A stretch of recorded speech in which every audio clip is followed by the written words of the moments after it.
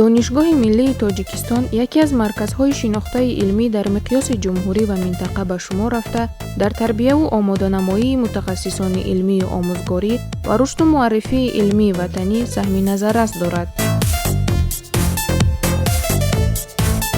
барои омода намудани тамоми соҳаҳои кишвар бо мутахассисони ҷавон саҳми назаррас дорад, ки имрӯзҳо тақсимоти мутахассисони ҷавон баргузор гашта истодааст.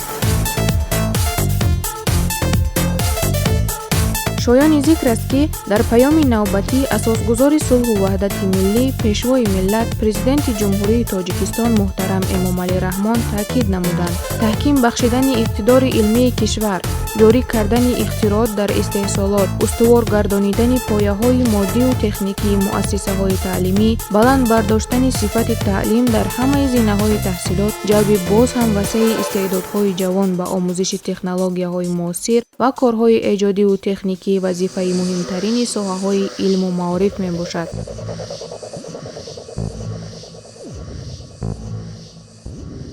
донишгоҳи миллӣ дар партави ин дастуру ҳидоятҳои пешвои муаззами миллат шароити мусоидро дар дастрас намудани маълумот то чопи мақолаву китобҳои илмӣ ва марказҳои пажӯҳишӣ барои ҳайати устодону кормандони донишгоҳ муҳайё намудааст.